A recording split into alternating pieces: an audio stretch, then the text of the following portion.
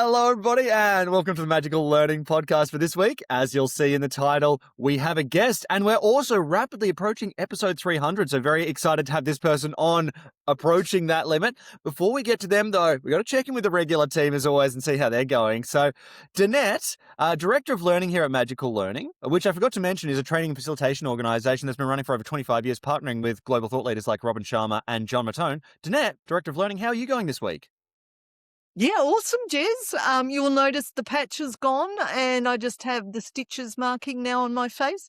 For those that watched last week, they would have seen I had a patch. All good. Had a beautiful week and it looks like we might get some rain at the farm today. And on the Dottie, the guinea fowl, she still thinks that she's going to be a mum. So she's still nesting on her eggs.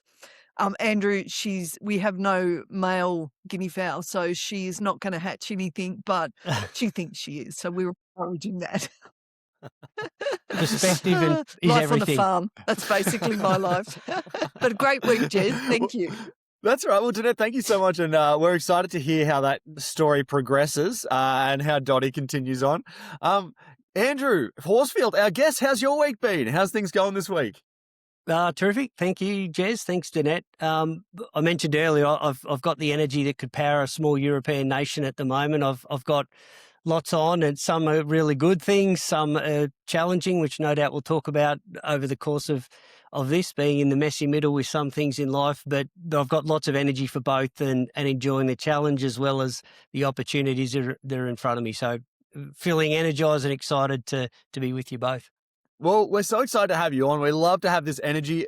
We're excited also because you've got a new book called Better. So that should already give people a bit of an insight that we've got, which Danette is showing for our video watchers on YouTube and Spotify. You can check that out.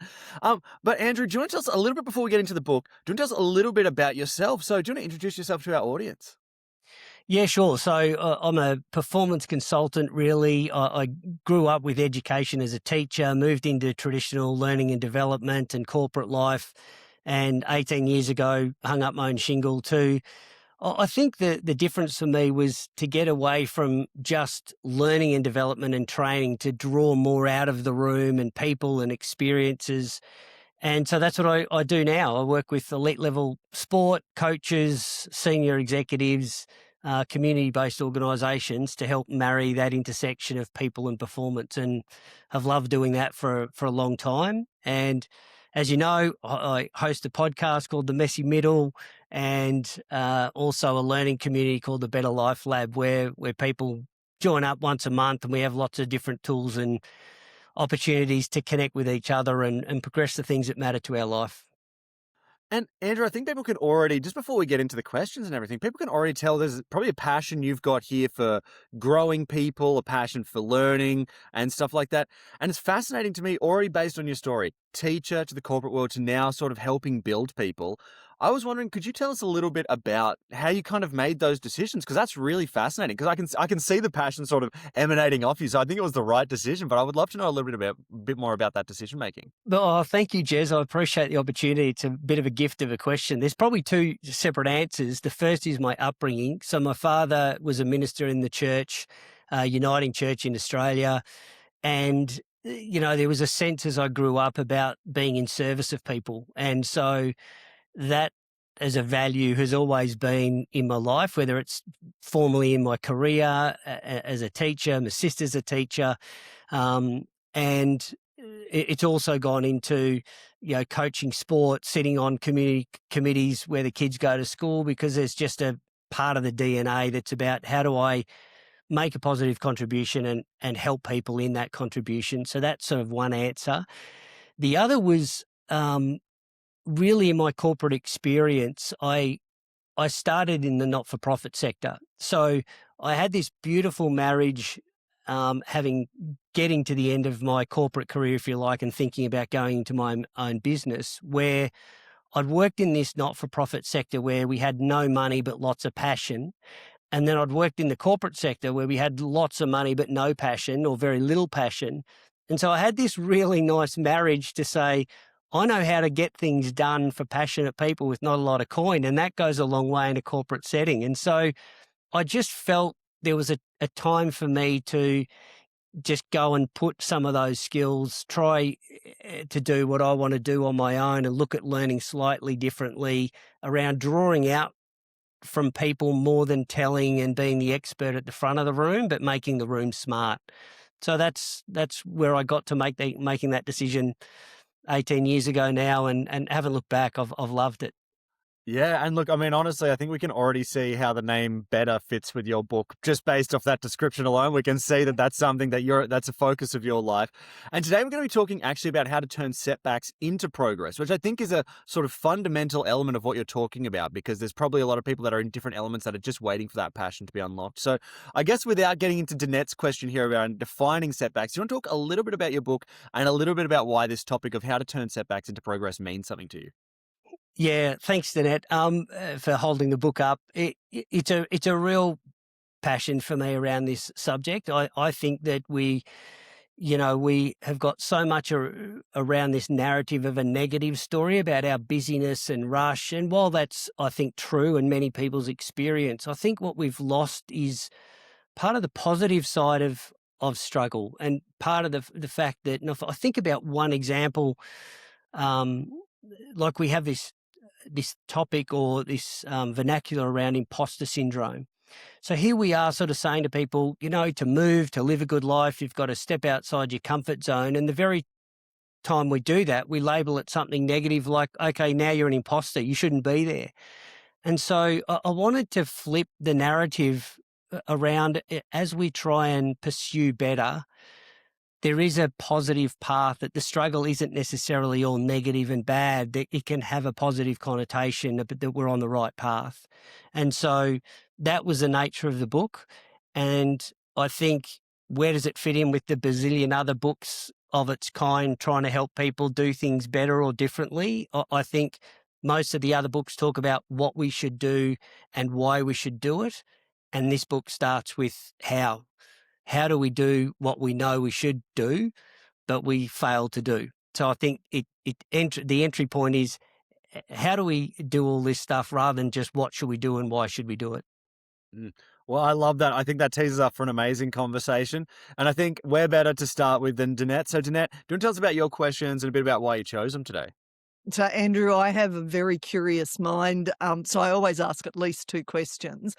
One thing I know, because I deal with language a lot, is that we have a lot of words that are more abstract or intangible. And so I thought, let's start by defining the term setbacks, because not everyone might sort of have the same definition as you. So I wanted to start with that, and then I'll ask the second question, if that's okay. Sure. Look, for me, setback is what I'd call the messy middle. So it's that space between where we are and where we want to be, and who we are and who we want to be.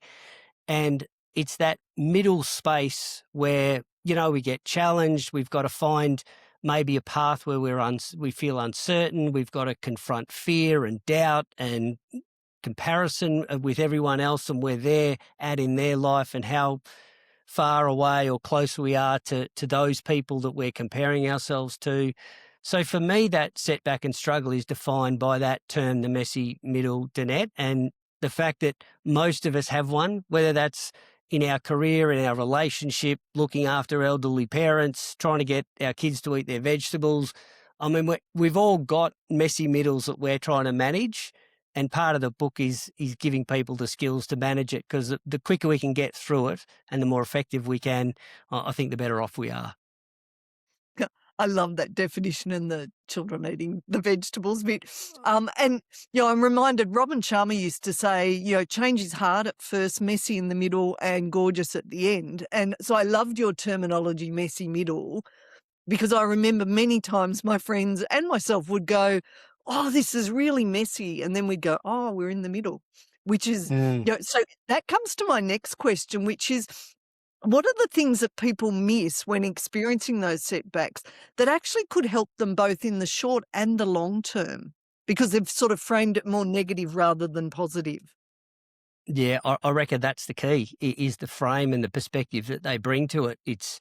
We see it, the struggle, as a negative thing. In society, we love, the early startup. We love the grand finish. We love seeing success, but we don't celebrate the mess enough. I think, Danette, I mean, if you look at an example or a metaphor of a movie, that messy part between the change that happens is a 1 minute video with lots of motivating scenes. We don't celebrate the actual work that it takes to move. And so when we're in the mess, we see it as a negative thing rather than a positive signal that maybe we're onto something. Maybe we're actually stretching ourselves. Maybe we're having the most difficult conversation we can with our partner because we're growing our relationship and we're making a deeper connection. But at the time, that sort of success rarely feels heroic. It's often the mess. And so I think we need to reframe the struggle. And we might talk down the track about what's positive struggle and what's unhelpful struggle. But I think that's what people miss, Danette, is seeing that maybe it's a positive sign rather than a negative sign that we're doing the right work. I love that answer, Andrew. And so recently I did a video book review on a book called Same as Ever. And the thing that this book talks about is that there are some things that don't change, but we want them to change. So for example, life is hard. Work, when we, take on, say, a startup or something, it is going to be hard.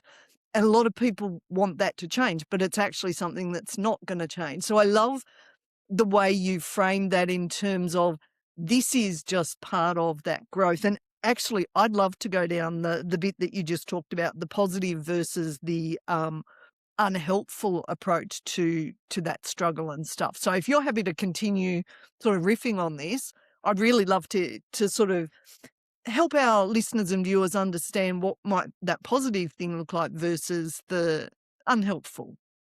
Yeah, I love that. And I love that you want to go down, because this is the beauty of a podcast, isn't it? We talked just in the setup around not just having asked and answered sort of, okay, let's move on to the next question, but let's go down rabbit holes. It's terrific. So I think the first part of that question, I think, is understanding the difference between productive and unproductive struggle. So productive struggle is that positive, we're stretching ourselves, we might be needing to have new levels of capability, we might need to step into discomfort, we might be outside of our direct experience, but we're in that place because we're trying something new, or we're stretching ourselves for something that matters for us.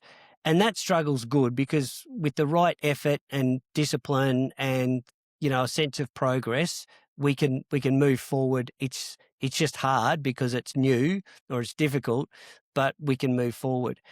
Unproductive struggle is that space where we tend to get frustrated, we repeat the same patterns of behavior, or we're caught up in the hamster wheel of the same scenarios with the same relationships or the same points. And I think of an example where someone thinks they've got to leave their job or leave their relationship to find the next new thing, rather than maybe do the work that's going to build a relationship that they want. And so we can repeat, okay, new partner, same mistakes, and we don't actually grow. And so with that unproductive struggle, we tend to be spinning our wheels and we stay stagnant and we stay stuck. And maybe if it helps listeners, one of the ways you can think about which one you might be in is to think about a struggle you're going through. And that doesn't have to be monumentous struggle. It might just be something where you feel stuck or unsure, uncertain, or have tried a few things and are not quite getting any movement. Just think about, with that struggle, are there 3 small things you can identify that's changed or moved you forward with that struggle? Because if there are, then you're probably in that productive struggle territory. And if there's not, then it might be time to think about tweaking or adjusting the actions that you're taking, because you might be in the unproductive struggle. I love that. And I love that tip for them to do that reflection, because it can be quite easy to get stuck in this is happening to me and it's everyone else's fault. And I love the thing where sometimes people are like, I'm going to move because that's going to change everything. And it's like, but there you go. And they're going to come up if you don't deal with them. So great answer, Andrew. And thank you for going down the rabbit hole with me. Thank you. No problems. Thanks for the question. Yeah, and I think I'm actually just going to keep going, sort of flying around in this rabbit hole a little bit because I think this is really interesting. And I agree with Jeanette. I love that there's an element, actually, Andrew. It's fascinating that you mentioned before that you're Christian because there's element of like life. There's this Buddhist element of life is suffering that you're sort of playing off, but then you're introducing that element of like, if we can accept that, then there's a positive way to look at it. And you're starting to give us some of the influence of how to guide that, which I feel like is kind of a fascinating blend of theologies, but definitely makes sense to me here, which I love. And just another thing that I'm kind of thinking of, sorry, there's maybe two sort of separate ideas that you may just have to pick which one you're like sort of running with. But Sure. the other thing here is that I love almost the idea that there's unproductive habits and there's almost productive habits that can and it's making me think in some ways that like what we perceive as quote unquote laziness may be just like unproductive habits that we're just kind of doing. And I think lazy habits are easy to form. You know, it's like our natural body is just kind of wanting to preserve energy probably. But then, you know, it can be hard to get out of them. And so, yeah, I just kind of wanted to talk a little bit about, go down one of those rabbit holes, if you would. About habits in particular? I guess habits, or just how you even arrived at such a positive approach to what is essentially you're sort of saying, you know, there's like all these challenges you're always going to face. Talk about productive struggle, but I think the most productive answer for that, Jez, is around how people are living their life. So I think that when I see people who are happy, successful, organised, enjoying life, they're doing it by design rather than by default. And so that relates a little bit to habits, I suppose, in terms of what guides you. But I think, you know, everyone is so busy in their life, you know, and that's not necessarily busyness in terms of just work output, but, you know, we've got to get kids to school, or we're contributing to the community in which we operate, or we're having elderly parents we have to look after, or there might be, you know, someone in your own family who's going through things that we need to be supportive of or give support to. So the busyness isn't just that vernacular of work busyness, but life is busy and we can rush. And I think, you know, from my perspective, and certainly there's a chapter around this in the book, but is all about how we can make choices by managing our transitions. So what I mean by that is, you know, when you wake up, you go from sleep to activation for your day, and then when you go from the shower maybe into the kitchen, you go from sort of isolation into community because some of the other family are up, or when you go from out the door to going to work, you're in commute. So we have all these transitions in the day, and I am encouraging people to use those transitions to find out what matters to them and what motivates them. Because so often I think what we do is we think this idea of purpose and meaning is reserved for sort of monks and long hikes up mountains. And I'm not sure that we have to do that to find meaning. We can use these transitions to say, if I use my example this morning, I had some time as a dad with my kids, but then when I came into the office here to prepare for our conversation, I moved my role from being a dad to being a consultant and being an author and being someone who's going to be interviewed. So there's a transition there for me to make some really positive, active choices to line up to, I think, three things that I highlight in the book. What role am I playing? What result do I want to achieve? And what reputation do I want to build? So what role am I playing? I moved from a dad to an author, for example. So what does that mean for my skills, for my thinking, for how I want to create value and impact? That's very, very different. And then what reputation do I want? That's not necessarily just what do I want you to say about me afterwards, or what do I want your listeners to feel or take away, but it's also what energy do I want to bring to the conversation. And that helps line up more than just achievement and accomplishment. It can help me align to the person that I want to be. And then, of course, I think it's always about an outcome and having a positive impact. So I also look at the lens of result. What do I want, you know, my result to be with the kids? I want them to be happy, healthy, fun, disciplined, have a good sense of value and purpose. But that also translates to this conversation. I want to be engaged. I want to give good information. I want listeners to feel, hey, I want to keep listening. There's some good things that are making me think with this. So in managing those transitions, I think it takes all of the thinking away from, well, what's my meaning and purpose and where can I make a value, to make it really practical and tangible that you can do in 5 minutes. And if it's not too long of an answer already, Jez and Danette, but to give a practical example to this, I was in a coaching conversation with a CEO 2 weeks ago now, and he was walking through the door at home as a CEO, not a dad. He was busy, he was angry, he had things on his mind, there were emails he just checked, there's calls he's making on the way home. So when he arrived at home, the kids weren't getting a dad that was relaxed. They were still getting a guy who was in a CEO mindset. And so his relationship was suffering because of that with his kids. So this concept of transition with intention was really helpful for him about how does he use that commute, rather than just constantly being on the phone or getting back to people. How does he use that to transition into the role he's going into? Wow. And what a great example. And it's really interesting, Andrew. This may be so specific that it doesn't mean anything to anyone else, but this is really interesting for me because I used to do stand-up comedy just briefly. And the way that I used to connect the bits, I actually found that I got much better at stand-up when I thought about connecting the transitions between the jokes a lot more, because what it did was it made the whole thing feel like it had a bit of flow to it, as opposed to this joke, wait for laughs, this joke, like a sandwich. It felt like a bridge kind of. And so as I was listening to you talk about that, I was actually sort of putting that together and going, I can see why that made it so much better, because even just thinking about that subtle element, which people wouldn't think about, it's like the hinges of a door. You don't even think about it, but it's like such a crucial element that allows it to just move naturally into the next thing. And as you're saying, if you have a good sort of vision for what your life is or what you kind of want to go to, and you're managing those correctly, then it's instead of the energy going up and like sort of flailing around, it has that nice curve to it. So it feels a bit more cohesive. 100%. I mean, I admire your courage for doing stand-up comedy, Jez. I think there's probably a podcast in that experience alone. But I think you're absolutely right. And I feel when we started earlier in this conversation about talking about people's busyness and rush, and sometimes that's not delegation or less work. It's looking at the energy that you're talking about, where you think, oh, this actually flows better, and I'm more aligned to who I want to be or what I want to be or the things I want to be giving my time and attention to.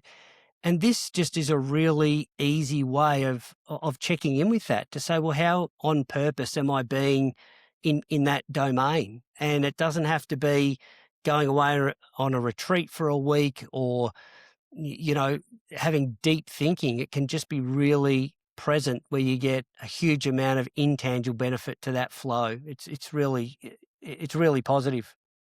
Yeah, I love that. And also just quickly to add to that, it also helped me. It made things easy to remember, because I just had to remember the transitions, because I already knew the bits, so just all you had to remember was the transitions, and you had your whole bit memorized really quickly. So that's another use of it. But I thought I'd go now to my question, because we were talking a little bit sort of around some of these topics. So I wanted to ask, because people really struggle with forming habits. I think, New Year's resolutions would be a classic that people talk about, and consistency and stuff like that. And your philosophy, I think, around reframing it is such an important one to sort of challenging that and helping people get things along. But I can also imagine there's a lot of subtle elements that may be also quite critical. So my question actually for you today was, what is one subtle element of your philosophy that people may overlook that's actually really important? I see a lot about consistency and habits, and I imagine getting those right actually takes a lot of little things to go correctly. So I'd love to just sort of hear your thoughts on, is there a subtle thing that if people miss it, it may be kind of crucial? Yeah, I think so. I think there's a couple. But if I had to pick one, Jez, I reckon it's do the work. I think it's a simple thing, but I think it's something we forget, where we talk about what we want to do, we plan what we want to do, but ultimately, we've got to do the work. There's a great scene in the movie Rocket Man, based on Elton John, and he's this budding, aspiring pianist, a little bit of a rock star rogue, and he hasn't made it yet, but he's certainly got talent. and he's doing the warm-up show for a touring band in the UK, and he's desperate to be a songwriter and a pianist, and obviously turns out to be a very good one. But early in his career, so he's backstage, he's done the set, and the main act is come, and and he says, how do you be a rock star? How do you be, an artist and a songwriter? And the guy says to him, write more songs. And it's really nice as a reminder to say, if you want to be a songwriter, write the songs. If you want to be an entrepreneur, go create something. If you want to have a really good relationship, then go serve that in the way the relationship needs it. If you want to advance your career, then have something to say at the next team meeting that you're a part of, rather than just looking around and fitting into what the social dynamic is encouraging you to do. So, it's a very subtle through line of the book that we need to do the work and take action. And I think that there's, Viktor Frankl, I think, wrote his book, Man's Search for Meaning, in 1954, talking about the space between stimulus and response, which we've all heard the quote before. But, 1954, it's a long time. And he's been saying to us, you've got a choice in that moment. You can take action.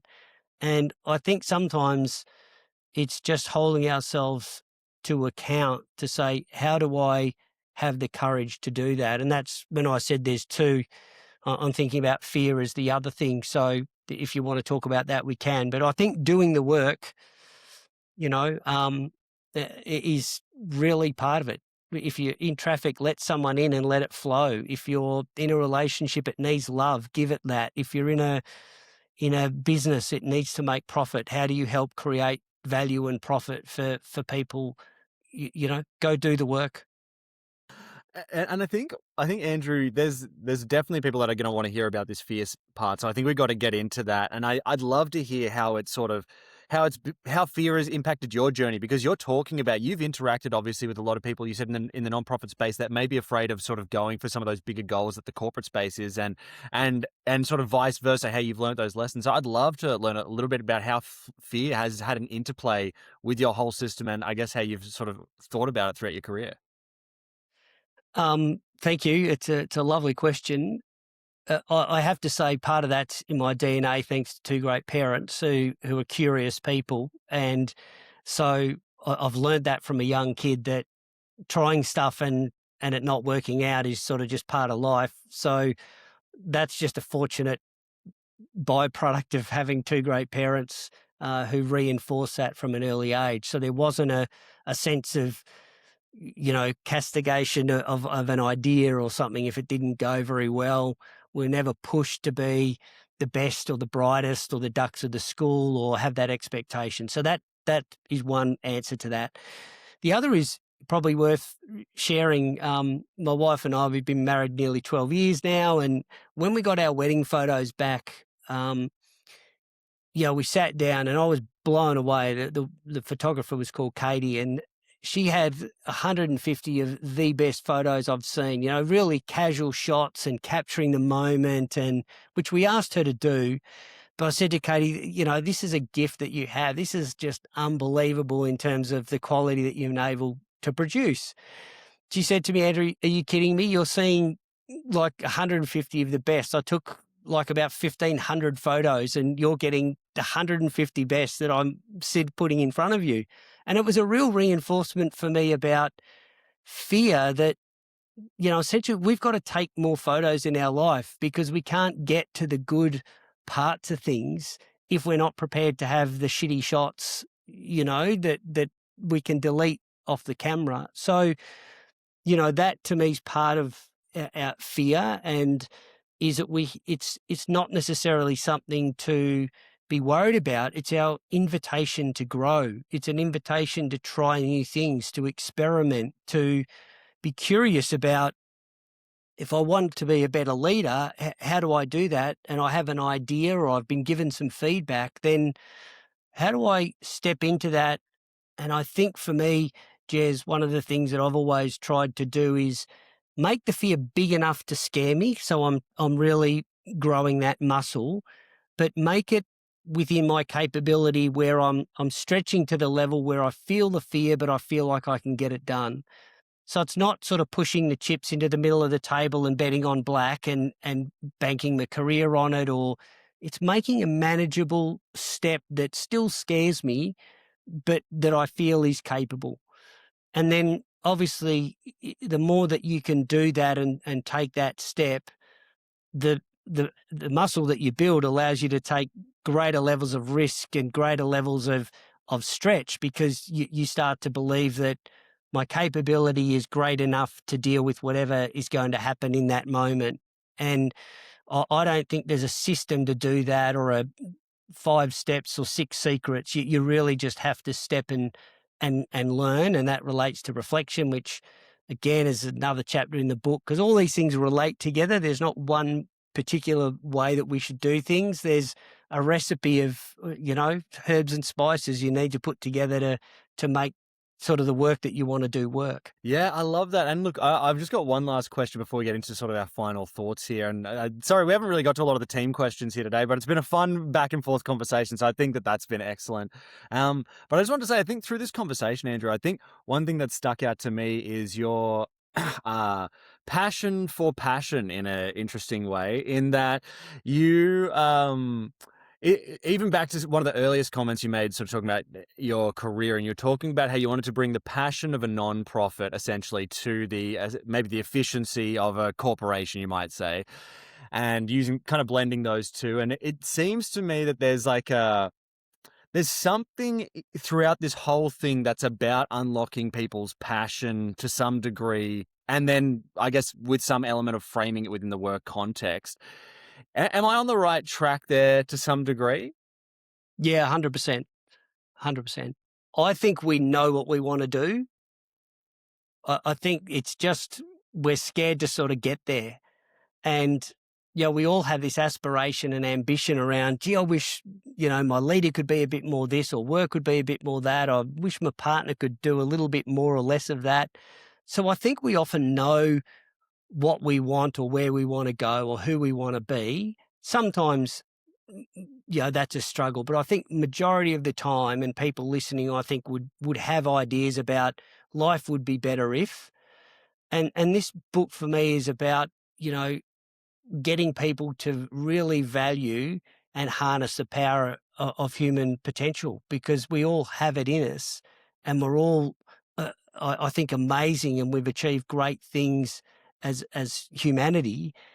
But we have to just lock into this, and I'm encouraging people to light the gifts inside them, and hopefully the book helps to give people some navigation for areas where they may say, well, I struggle with fear in taking that step. Well, there's a chapter to give some tools to do that, or I just don't know where I really want to go, or it could be this, or this. Then let's help you work out which one you should focus on. So you're absolutely right, Jez. It's helping unlock the things that are already inside people to just live, lead, and work really, really well.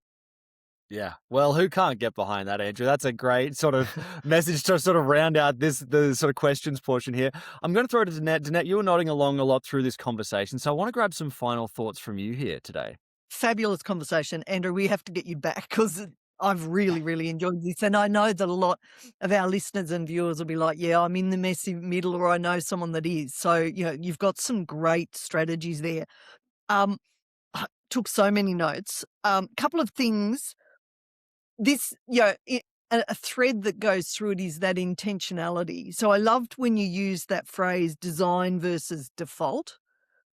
That you're sort of, a better life is actually an intentional one, rather than just sort of meandering along and going, this worked, this didn't work, and not reflecting on it. Couple of other things that I saw there was that transition with intention to the next role. And I think that, yes, life is busy, but if we're not intentional, and we're not intentional about that next role, we can actually then not achieving what we really want to achieve for, let me do this, a better life and a better impact and stuff like that. And, so many good takeaways. Like, I've got all these things written down, but then highlighted as well, because for me, it's like, yeah, that's such a great discussion. And there's so many rabbit holes I would love to go down. Can I say, just fabulous book, great conversation, and hope you'll come back on and join us again. Thank you. I'd love to. Love to. Excellent. Awesome. Well, Andrew, yeah, and I mean, I had a bunch of notes, but I honestly was so locked into the conversation at certain points, there was no time for notes. I had to be thinking. But I thought that there was one of the things that I thought really stood out, apart from everything that Danette was saying, because I had all those down.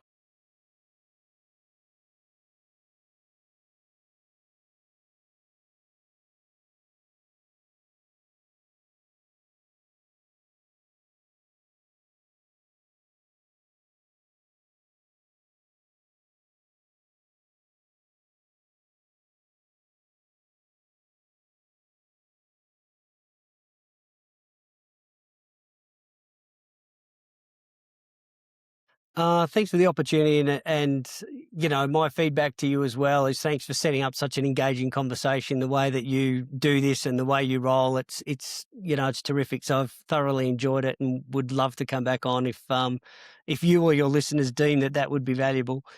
I think the only thing that's worth, and Danette, you just mentioned it about reflection that we haven't talked about, is with life and getting, and the book's better rather than best or success, because it's a constant evolution around how we are living our life and reflecting on that. And so I think it's very difficult to be successful and happy without self-awareness. And so a practice of reflection is really important, just to, whether you do it, daily or monthly or quarterly, is just to have a routine where you're looking at, are the actions that I'm taking actually leading to the direction I want to be or the person that I want to be? And if it's helpful for listeners, I ask myself 3 questions pretty much at the end of every day. And that's, what's worked?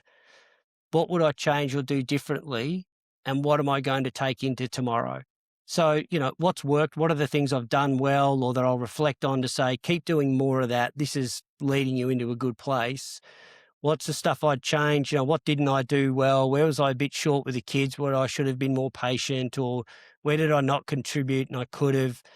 And then, of course, with those reflection, how do I get better by pushing a better level of capability, or recognizing and replicating what I'm doing well into tomorrow?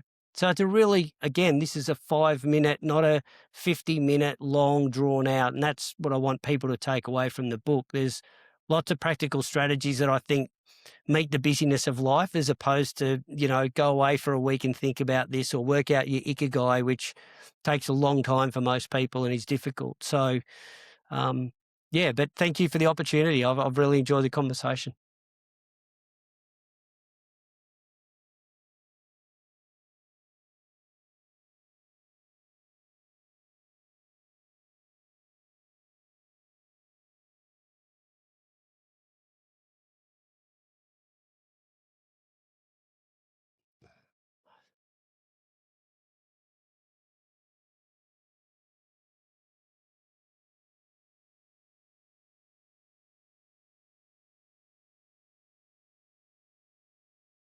Thank you. Probably the best is just andrewhorsfield.com is the best place. That will have and lead to all of the different things that we've talked about around the podcast and things like that. So that's the central place that people could find me and find out more about the different things that I'm doing.